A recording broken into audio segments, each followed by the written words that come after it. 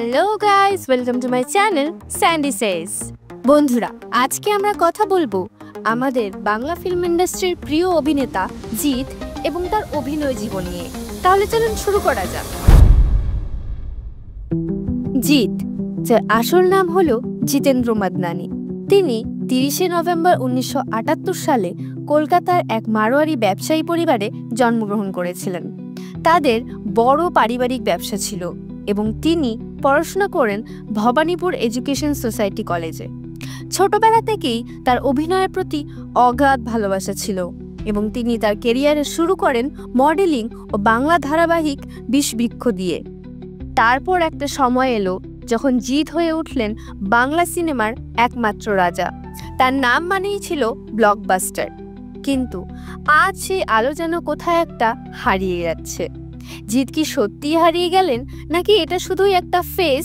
চলুন জানা যাক সিনেমার মতন করে জিতের উত্থান পতন, চূড়ান্ত সাফল্য আর এক সম্ভাব্য পতনের গল্প। সালটা 2002। সাথী সিনেমা দিয়ে জিৎ বাংলা সিনেমায় তার গ্র্যান্ড এন্ট্রি করেন। এই ছবি শুধু প্রেমের গল্প ছিল না, এটি ছিল একটি আবেগ। তারপর একে একে নাটের গুরু, বন্ধন, এই সব ছবি ছিল সুপারহিট। সে সময় দেব বা অন্য কোনো কম্পিটিশন ছিল না, জিতই ছিলেন বাংলা সিনেমার 1 নম্বর নায়ক। 2010 সালের দিকে জিৎ তার নিজের স্টাইল আস্তে আস্তে পাল্টাতে শুরু করলেন। Stylish look, south Indian remake আর powerful dialogue. Boss, Awara, game সবগুলোই বক্স অফিস হিট। জিৎ তখন শুধু অভিনেতা নন, একেবারে একটা ব্র্যান্ড। নিজের production house, smart business sense, নিয়মিত পুজো আর ঈদের রিলিজ। কিন্তু এখান থেকেই সমস্যার শুরু। একই ফর্মুলা বারবার কাজ করছিল, কিন্তু দর্শক ধীরে ধীরে বদলাতে শুরু করলো। সিনেমার স্বাদ বদলাচ্ছিল, আর এদিকে জিৎ আটকে পড়েছিলেন একই ঘরানার সিনেমায়। সেই একই রিমেক, একই এক্সপ্রেশন, একই অ্যাকশন আর সেই একঘেয়েমি ডায়লগ। দর্শক বলতে শুরু করলো, আর কতবার একই জিনিস দেখব? আর সেই সময়ই ইন্ডাস্ট্রিতে ঢুকলো নতুন প্রতিযোগিতা। জিতের ঐতিহ্যবাহী মাস সিনেমা তখন দর্শকদের কাছে পুরনো লাগতে শুরু করলো।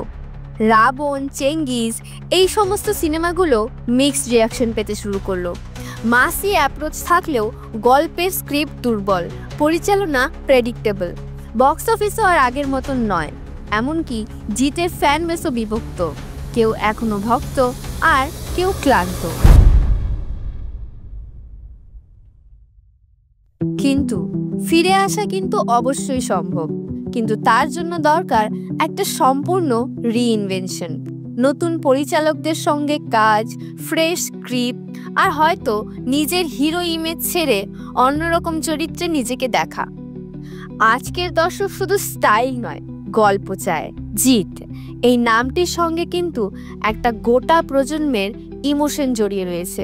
তিনি ছিলেন একটা প্রজন্মের সুপারস্টার।